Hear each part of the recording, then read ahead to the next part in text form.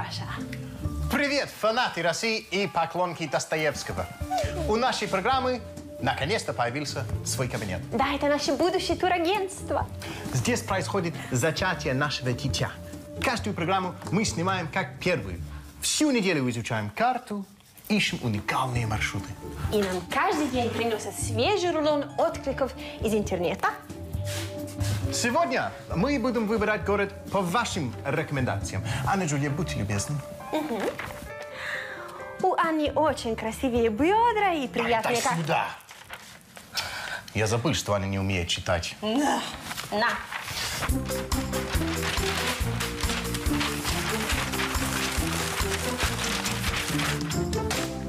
Уважаемые иностранцы, с вашей программой надо поехать подальше, в Большую Пысу.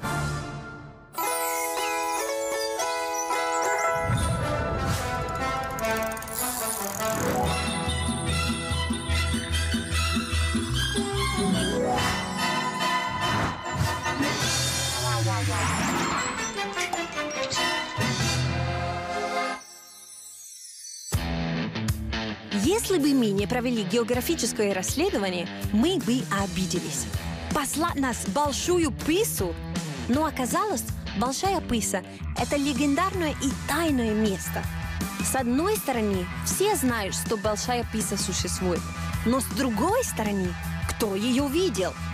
Это место силы, место гармонии, сокрыто в республике Коми. Ближайшим рейсом мы вылетели в ее столицу – Сыктывкар. От него до Большой Пысы ногой подать. Девушки, а вы в Сыктывкар летите? Да, Сыктывкар. Да? А я лечу в Большую Пысу. Вы, наверное, меня узнаете, да? Нет, не знаю. По телевизору, скорее всего, смотрели меня, да? Нет, ни разу не видели. Не смотрите телевизор? Нет, смотрим. Честно. Вас не видели. Патрик еще не стал звездой, но уже надоел всей стране. До Сыктывкара летит 2 часа.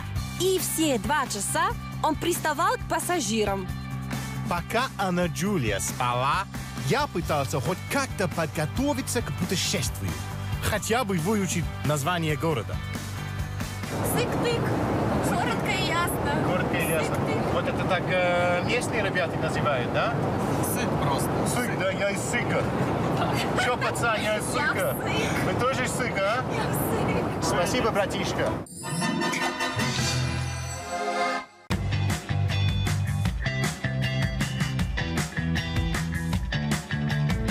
Hello, Сыктывкар! Спасибо! Такси. Крутой Мерседес. У-ла-ла! Hello. Вы нас привезете до самого лучшего гостиницы, да? Обязательно. Спасибо. Вы нас не узнаете, да? Ну, нет. Что ж, дорогие звезды России, учтите, в этом городе нас никто не будет возить бесплатно. Зато аэропорт находится в центре города. Железные птицы летают прямо над головой. За 5 минут мимо вас, как яркий сон, пронесется Сыктывкар. А Сыктывкаре можно услышать самое разное. Кто-то называет его провинция, как говорят в России, медвежьим уголком.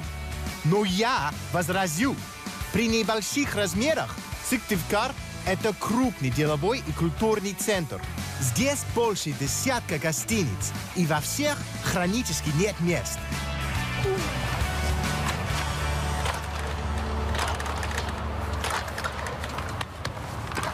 Патрик, заходи.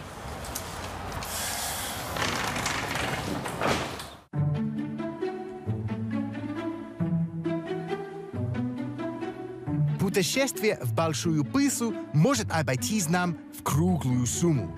Поэтому гостиницу мы взяли скромную – 3000 за ночь.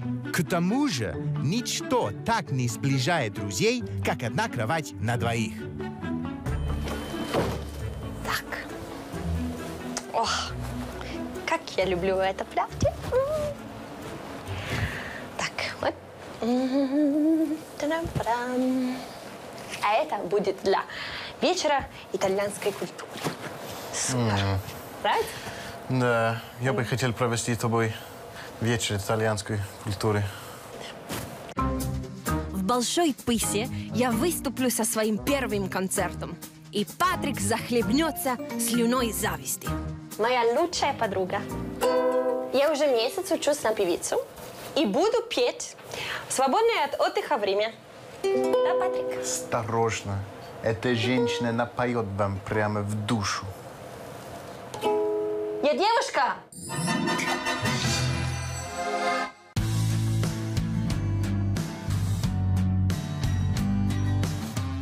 Как бы сказал Достоевский, воскреснем для нового счастья. Мы выйдем из гостиницы и по традициям нашей программы покажем вам Россию, которую вы вряд ли видели. Ну и где твоя большая пыса, Патрик?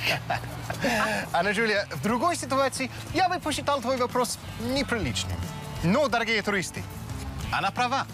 Нельзя отклоняться от курса. Большая пыса – это подарок природы, уникальное украшение республики. Осталось лишь найти дорогу к ней. А может, ты просто ей купишь цветы и шоколадку, как обычно? Как мужчина, я держу свое слово. Я доберусь до пысы. Но приехать в Коми и не посмотреть столицу – это надо быть Анной Джулией. Сыктывкар – это первый перевалочный пункт на пути к Большой Пысе. Но не только. Сыктывкар – это столица Республики Коми. А Республика Коми названа в честь Коми. Коми – древний народ. Но что мы знаем о нем? Как всегда, в таких случаях мне поможет словарь Брокгауза и Эфрона. Итак, Коми. Древний народ. Правильного телосложения с лицом славянского типа при карих глазах. Теперь мы знаем о Коми все. Иностранные туристы интересуются, почему Сыктывкар? Неужели нельзя было назвать город Москвой или Сочи? Ведь Сыктывкаром можно сломать себе язык. Оказывается, Сыктывкар на языке Коми означает город на реке Сысово. Сами жители давно об этом забыли. Сейчас культурная политика Сыктывкара строится на грибах. Город называет себя грибной столицей России. Мотивы грибов есть даже и в современной архитектуре. Особый вид городу придают узкие улицы и сочетание архитектурных шедевров.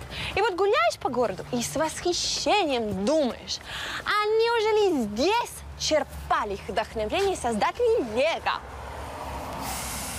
А неужели здесь черпали вдохновение Лего? Анна Джулия, ты ничего не понимаешь. Это самая узкая улица Сыктывкара. Грибной переулок. Кстати, при этом это конструктивизм называется. Я верно все рассчитал. Как раз в середине лета вся республика съезжается на легендарный фестиваль Ибицы. Это как Ибица, только все через «ы».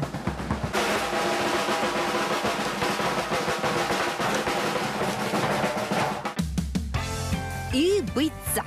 Это фестиваль национальной культуры. Жители республики вспоминают свои традиции. Дорогие туристы, используйте этот шанс. Познакомьтесь с лучшими обычаями народов Коми.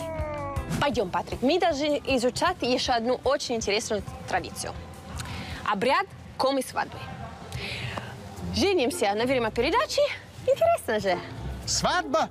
Да. Анна Джулия, как бы тебе объяснить? Цель нашей программы не состоит в том, чтобы ты удачно вышла замуж. Мое почтение, но нет. Пойдем же. Ты просто постоишь рядом. Джентльмены, учтите, в каждой девушке рано или поздно просыпается жена. Под видом местных традиций вас заманят в брачные кандалы.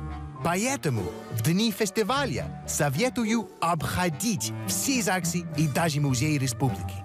А в доме-то просватана уже Аннушка. Да вот, под венец собирают. Да нельзя ж просто так, да без обычая. По старинке-то вспомним да напомним. Попав в царство хитрых женщин, которые выдавали себя за сотрудниц музея, я растерялся.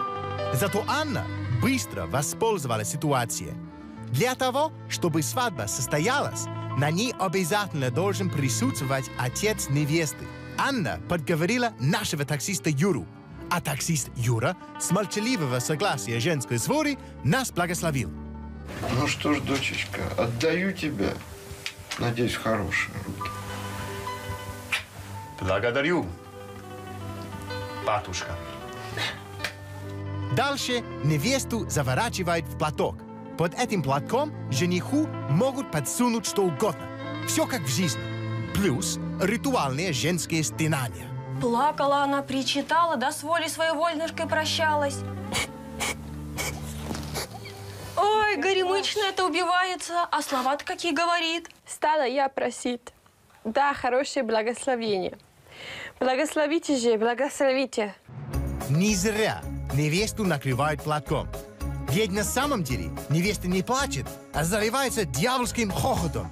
Ловушка схлопнулась, Патрик. Вот и по тебе зазвонил колокол.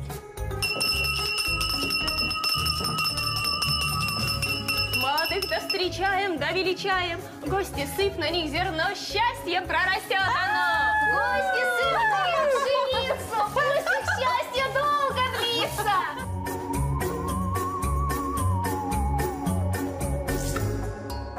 Джентльмены, мужики, не рекомендую повторять этот обряд в домашних условиях. Знаешь, может быть, когда у меня будет настоящая свадьба, я ее проведу по такому же обряду. Эти незнакомые женщины и таксист Юра настаивали, что обратного пути нет. Так, по сговору с администрацией Краеведческого музея под видом обычной экскурсии сыктывкарские женщины заполучают себе доверчивых мужчин. Не. Это шутка. Нет, коми не шутят. То есть, он мой муж? Да. И это все была правда. Я твоя жена?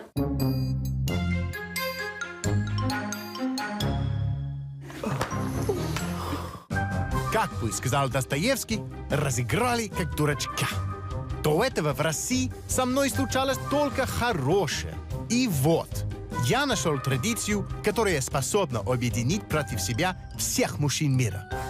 Если бы я только знал, к чему приведет меня тяга к большой пыси, какой психологической травмой закончится для меня это знакомство с традициями.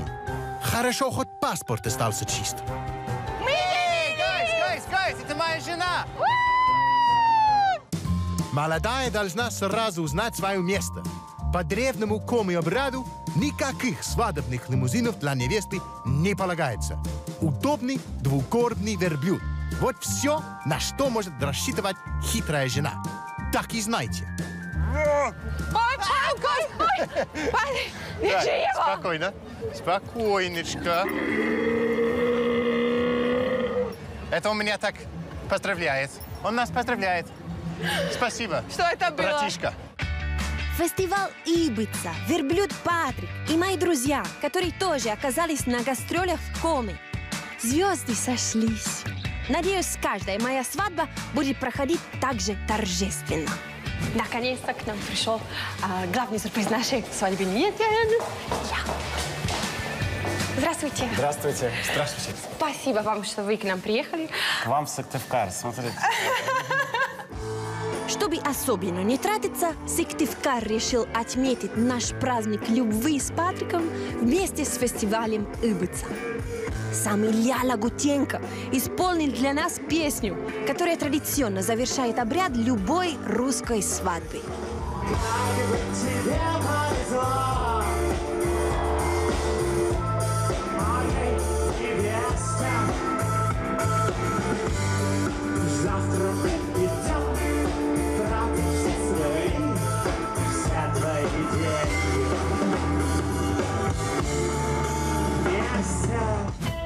Скажу по секрету, что в гостинице нам, как молодоженам, сделали скидку.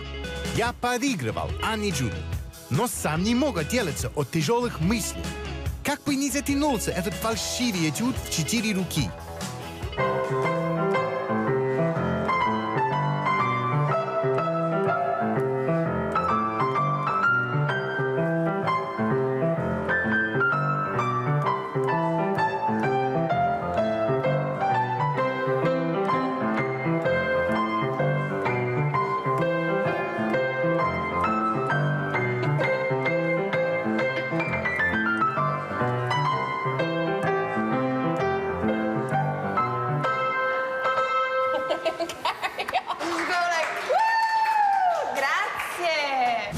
не знаю, в чем секрет этого города, но я здесь абсолютно счастлива. Заменила мужичка, как кролика, и счастлива.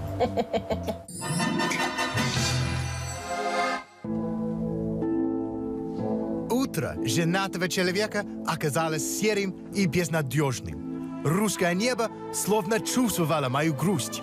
И только предвкушение большой пысы подняло меня на ноги. Несмотря на беду, которая обрушилась на меня, я все равно сумел найти силы продолжить работу. Вот, дорогие джентльмены, отсюда начинается наш путь в Большую Пысу. Чтобы добраться до Большой Пысы, нам надо ехать на поезде 8 часов. И то мы доедем не до самой Пысы, а до какого-то ближайшего поселка. Там берем такси и едем уже на место. Если честно, вот, я привыкла к другим поездам. Если честно, я привыкла Shut up, к комфорту. please. А где матрасы на этом поезде? Здесь не будет матрасов, да? Нет, не будет. Это общий вагон. Тут матрасов не будет. Так, Анна Джулия, мы что мучим этого человека? Мы даже не познакомились. Sorry. Братишка, как тебя зовут? Василий. Василий, да? Патрик, очень приятно. Василий держит путь домой, в село Кослан. Кослан – ближайшее село к Большой Пысе.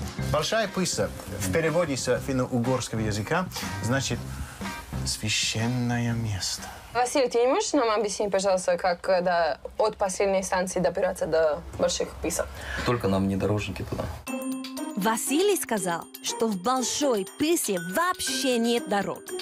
Если это так, то Большая Пыса – это последнее, что увидит Патрик в этом воплощении. Какие места! Чем ближе к Пысе, тем красивее. 40-50 рублей за билет, а какое отдохновение! Вагона ресторана здесь нет, ведь в этом поезде всего 4 вагона. И на весь путь только одна остановка у придорожного рынка. Я хочу чай, я хочу грибы, я хочу вот это, и, может быть, даже вот это. И вот это очень вкусная вещь. Так. 1000 рублей, пожалуйста, забирайте. Нет, я не хочу 1000 рублей, это слишком много. Можете 2 дать. Так, извините, pожалуйста. Идем. Patrick, dove pensi di andare? Patrick, allora, tieni il pesce in mano e senti bene una cosa. Noi siamo venuti qua e mi stai facendo fare una figuraccia, guarda come ci guarda la gente.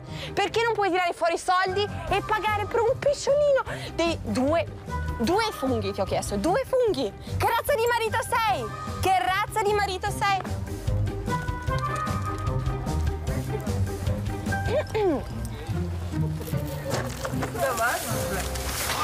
Да возьмем все за 1000 рублей. Или как вы скажете? Люда, хорошо, что у меня такой добрый, щедрый муж, да? Чтобы пассажиры приняли нас с Патриком за своего, мы, по традициям великих российских железных дорог, вывалили на стол все, что у нас было. Рыбу и варенье. Местная корюшка, зубатка вялая. Пахнет, как дорогой французский сыр. Только по-русски.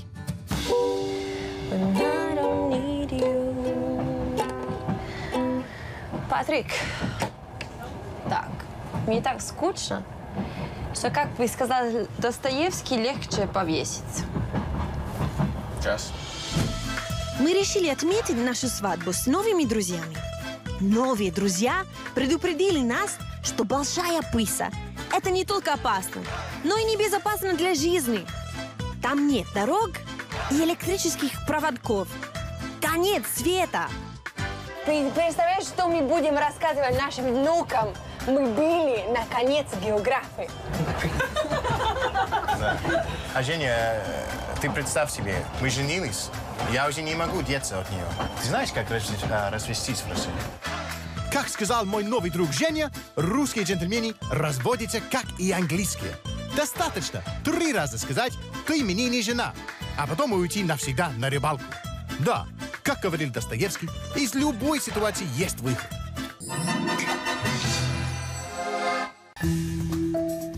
Спустя вечность мы наконец доехали до Кослана. Патрик зевал по сторонам, и и, как всегда, записывал свои идиотские литературные заметки. С каждым часом мы все ближе к Большой Пысе. Село Кослан очень древнее. Здесь пахнет старыми церквушками и намоленными местами. Патрик вглядывался на купола и думал о чем-то своем вечном. Что? Какие купола? Я одна искала, где наша семья сможет пообедать. И нашла. Учитывая, что это единственный ресторан, Анна не ошиблась в выборе. Молодец, жена. О, здравствуйте.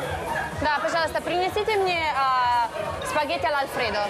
К сожалению, у нас такого блюда нет. Спагетти какой? Аль-Альфредо, она Спагетти знает. аль-Альфредо. Девушка, принесите просто ей макароны с майонезом. Макароны с майонезом. Итальянский стиль с русской ноткой. Отмечу, джентльмены, что ресторанная культура держится здесь на высоком уровне. Нам еще повезло, что для нас нашли свободный столик. В отличие от нас с Патриком, местные жители не отмечают свадьбу. Они просто отмечают окончание рабочей недели. Точнее, рабочего дня. По-русски это называется корпоратив.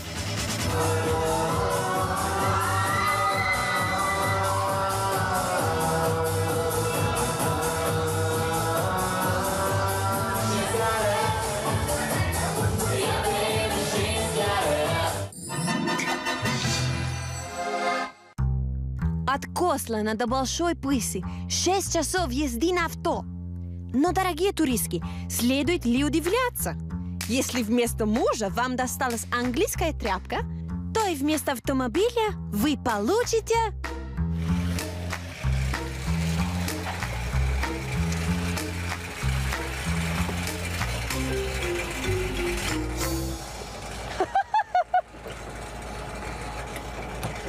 Ой, здравствуйте. А вы до Большой Пысы, да? Вы нас довезете? Ну нет здесь такси. Но хотя бы регулярно, почти 2 раза в неделю, практически до самой Пысы ходит сафари-джип. Между прочим, это целая отрасль автотуризма. Можно я за рулем? Понимаете, что? я просто обожаю водить, я такого джипа ни разу не водила. Пожалуйста. Я с ужасом наблюдал за добросердечным русским водителем. Он сдавал на глазах. Капризная итальянка добила своего. Жизнь целого автобуса была поставлена под угрозу. Анна, ты сказала, что ты умеешь. Патрик, во-первых, пожалуйста, не кричи в ухо. Во-вторых, я умею. Я буду кричать в ухо. Так. У нас 3 педаля. Это значит, we have a friction. Как это называется, пожалуйста, на русском? Сцепление. Oh, yeah, baby! Миша, вы понимаете, у нас в Италии все женщины водят. Потому что большинство наших мужчин, они как-то такие подкаблучники, да? А мы все сверху, все за рулем. Я как-то даже перестала чувствовать педали. Они стали часть моей руки.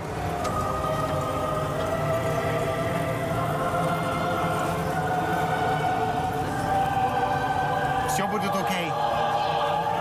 Мы выживем. А ведь действительно, педали были продолжением ее руки. Ребята, на самом деле есть намного проще способа. Хотите услышать женщину? Может, вы поможете, а? Снимают они там. Редкому журналисту везет так, как мне. 2 русских беды. Дураки и дороги. В одном кадре. Если бы меня, как автоводителя, дослушали до конца, мы бы выбрались быстрее. Надо было всего лишь взять лопатки и отвернуть песок от колес. Мужчины сами поплатились за свою гордость.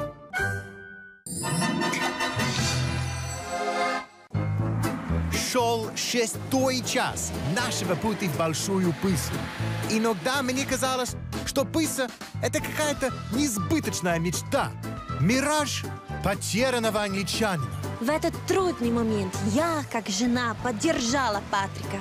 Пока он хныкал у меня на плече, я выяснила, что по дороге в Большую Пысу есть только один магазин, где я могу приобрести все необходимое для вечера итальянской культуры в Пысе. Я бы хотела приготовить пиццу. Может быть, у вас есть ингредиенты? Моцарелла свежая, да, принесли? Нет? А может быть, буррата? Пиццу хочет Сколько мы там людей будем кормить? Пиццу хочет готовить. Да. В Большой Пысе. Так, у нас для пиццы есть мука, томатная паста, оливки, дрожжь, олео d'oliva, голландский сыр, Дефицитный. шпроты и вино. Ну и кто из нас дура, Патрик? 900 рублей за итальянские продукты для пиццы. Попробуйте сделать это в Риме. 15 часов мы добирались до Большой Пысы. Как бы сказал Достоевский, я трепетал. Осталось чуть-чуть. Еще 100 рублей семейного бюджета мы потратили на то, чтобы переплыть через реку на пароме. Учтите, что он ходит максимум раз в день. Если с 12 до 2 дня его нет, то дальше ждать не имеет смысла. Здесь все на чистой удаче. А это правда единственный способ, чтобы доехать до Большой Пысы? Да. То есть без вас так. Никак, а?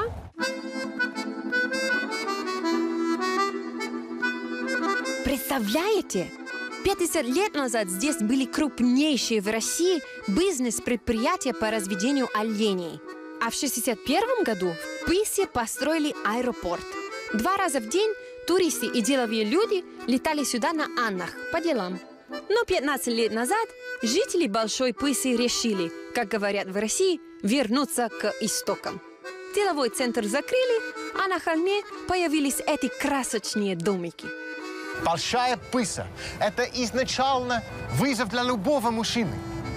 А та искра, которая когда-то зажглась во мне, не погасла, несмотря на все трудности в пути. Как бы сказал Достоевский, вперед за своей жемчужиной. Час по реке, и вот она. Выглядит, как городок из сказки.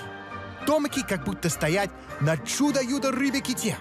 Большая Пыса переводится как священное место. Оно славится своей красотой с 15 века. И, кстати, как говорят местные, сначала появилась Большая Пыса, а уже потом все остальное. Села и деревни вокруг нее. Так, ну, Вова, когда вы приезжаете за нас? Через 2 дня. 2 дня? Да, через 2 дня. А это по нашему плану? Да все по плану. Мы придумаем плану по пути. Нет, не дай мне нервничать, а? Это ты нервничаешь. Это наш медовый 2 дня. Я должна четко узнать все по плану.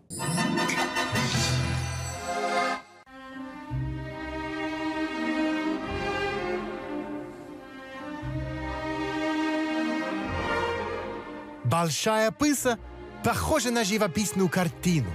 Будто Густав Курбей писал здесь происхождение мира. Рай на земле. Но где же люди? Неужели все вознеслись? А где мы можем остановиться? Я не знаю. Вы не знаете? У вас можно? У нас нельзя. На этой земле охотников и поэтов гостиниц нет. Местные не очень хотят, чтобы в Пысу приезжали толпы туристов. Поэтому, чтобы найти ночлег, мы пошли в местное правительство.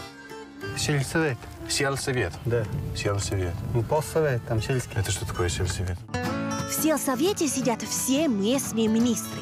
Как иностранную делегацию нас приняли официально в роскошной школьной столовой. Я предложила провести вечера итальянской культуры прямо здесь.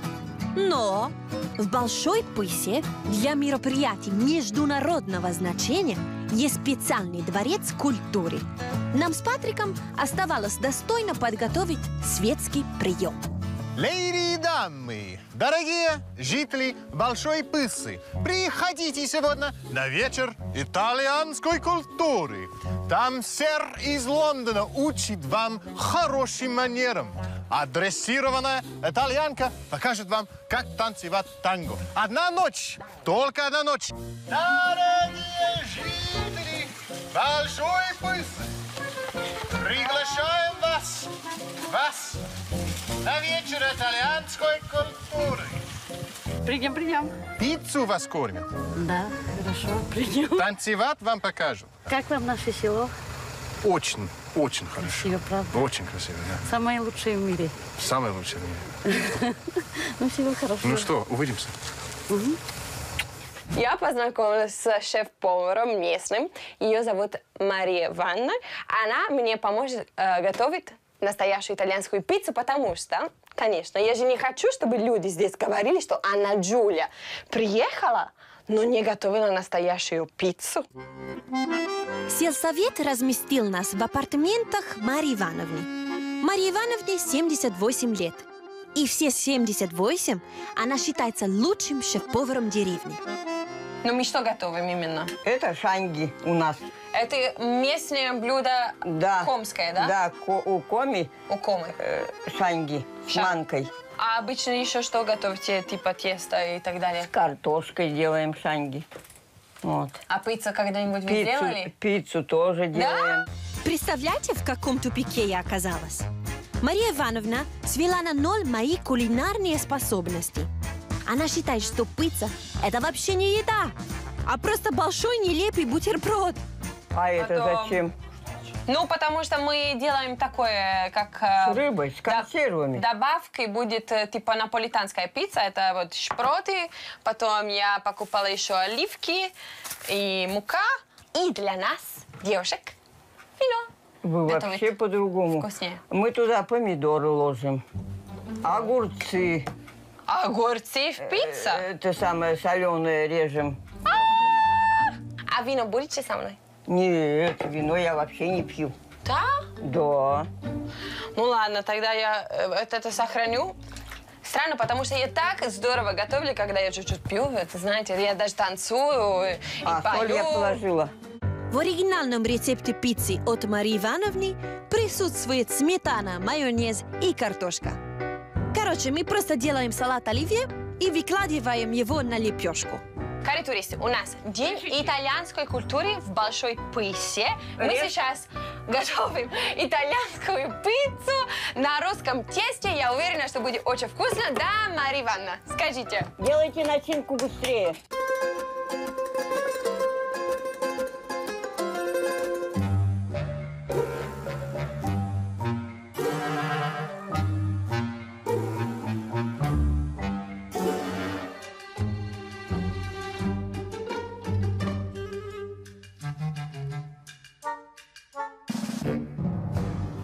А что надо было?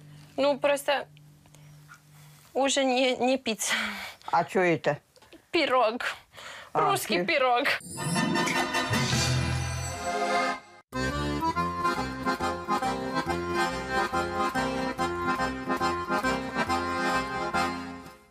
Не стоит удивляться, что наши имена на афишах собрали такие массы. Большой зал этого дома искусств никогда не остается без зрителя. Певцы и танцоры Большой Пысы выступают с новой программой каждый месяц. Так что мы стояли перед подготовленной публикой, и я был особенно требователен к себе. Я вижу, что ваше сердце открыто для поэзии, для красоты. Поэтому я бы хотел читать вам стихотворение, которое родилось у меня здесь. В глуши сердце мое. Отныне я там. По следу олена. Иду по стогам. Гоню я оленя. Пугаю козу. В глуши мое сердце пускаю слезу.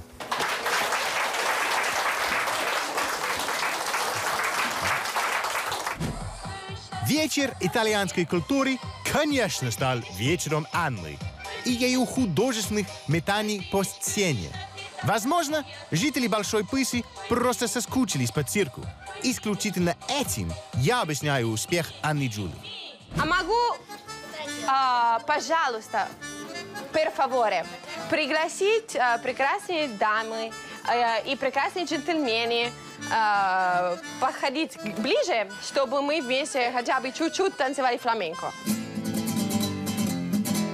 Так, а мы знаем, что фламенко – это танец, который покажет характер человека, да? А у меня… Характер. Вот такой… У меня очень сильный характер. Да. Поэтому надо стать очень ровно, вот импозантно, да? Импозантно. Мы королевы. А я? Ладно, все. Опс! Так, начинаем с ногами и наступаем. Раз, два, три. Раз, два, три. Это когда мы наступаем, да? Это наша территория, наша земля. Мы коми, да? Поняли? А локти всегда смотрят в сторону, вот так. Потому что если вдруг так. Да? Смотрела на моего мужчину, па! Но мы так умеем. Коми. Давайте. Soy un hombre muy honrado que me gusta lo mejor. A mujeres no me falta ni el dinero ni el amor.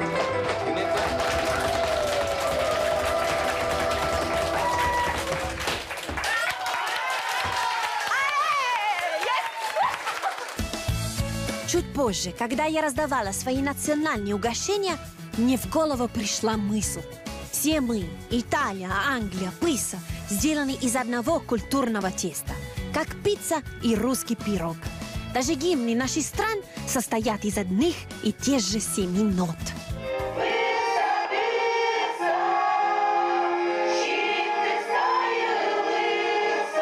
Да, пожалуй, соглашусь с Анной. В вечерах итальянской, английской и русской культуры есть что-то общее.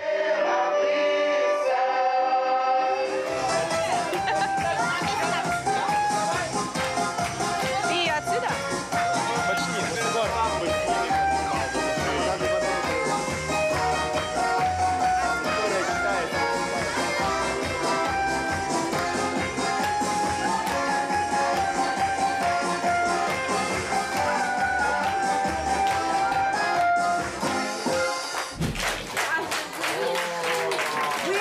Сама благодать Божья. Ваше имя благодать. Да? Спасибо вам. No, нет, спасибо. No. Подождите. Спасибо вам. Всего хорошего. Спасибо.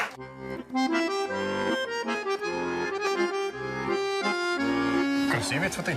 Да. Это не этот мужик дал тебе, да?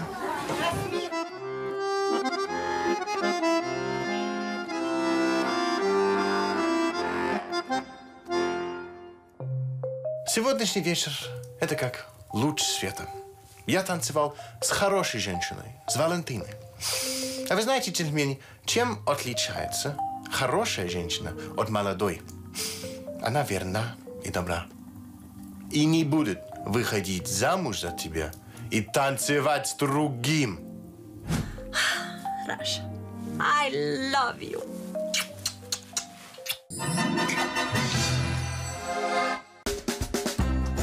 Утром, ровно в полдень, нас позвал на русскую рыбалку один из самых уважаемых людей Большой Пысы – Альберт Васильевич. Он сказал, что это важная местная традиция – после Дней национальной культуры идти на рыбалку. А что это, щука? Щука? Щука! А не боишься, Анна Джулия? Да нет. Она может тебя кусать. Она просто вот это мне не нравится. А мы не можем ее успокаивать, бедная. У нас вот так щуку успокаивают. Я сейчас покажу. Давай. У нас так успокаивает щуку, вот так. А некоторые рыбаки в целях безопасности даже вырывают зубы хитрым щукам. У каждого свой секрет. Почему мужчины все время что-нибудь отмечают обычно на рыбалке? Ну, не все. Не все? Нет. Ну а что обычно происходит тогда на рыбалке? На рыбалке? Да. Чай пьют. Мне Альберт Васильевич говорил другое. Вообще я заметил, что женщинами рыбаки теряют профессиональную бдительность. Альберт Васильевич стал закидывать удочку не в ту сторону. Кули.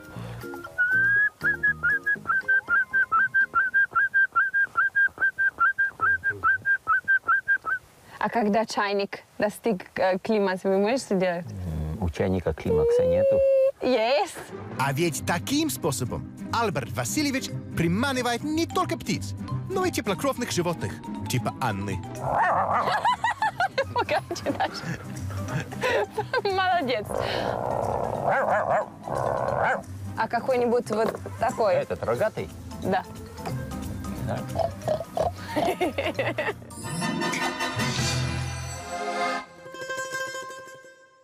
Местные рыбаки умело приручают не только щук, но и женщин с щучьим складом характера. Анну Джулию, как обычную селянку, заставили разделывать рыбу.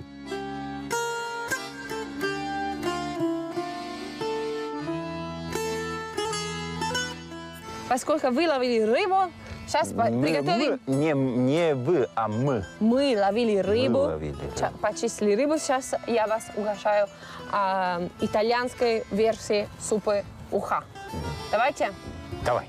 Хорошо. Я Да. еще ни разу не пробовал итальянское уху. И я тоже. Не понимаю, почему женщины в России так подозрительно относятся к рыбалке. Все, Окей. даже кипишон можно снимать? Конечно. Ну, просто мне иногда холодно, потом жарко, потом холодно, потом жарко. А что? Так. Надо тогда... Чтобы было красивее. Если холодно, у нас говорят, надо выпить 100 грамм. Есть? Есть, конечно.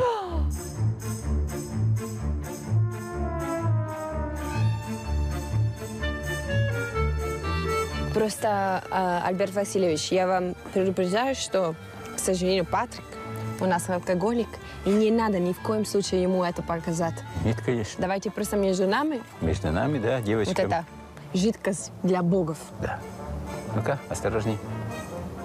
Камаро? О, уже кусала, да, меня? Все, уже выпила. Пускай размножается. Ну, раз у меня ничего не получилось с рыбами, я решил, пока они варят уху, пойти за грибами. Говорят, что здесь очень богатое место. И вот, сразу нашли. Раз Альберт Васильевич и Анна пренебрегли мной, я забудусь в русском лесу. Я считал, что в России поход за грибами – это как форма медитации. Грибами лечат больные нервы и укрепляют психику. За здоровье. За здоровье. Здоровье главное. Остальное можно купить, в крайнем случае. Да. Приватизировать. За здоровье. За здоровье. Вы знаете, Альберт Васильевич, если бы не вы, мы бы с Патриком здесь точно пропали бы, потому что он только имеет цитировать Достоевского и обижать меня, представляете? Обижать не надо девушек. Да. Не надо, не надо. Да. Ни в коем случае. Обижаться не надо. И самим не надо обижаться. Надо прощать.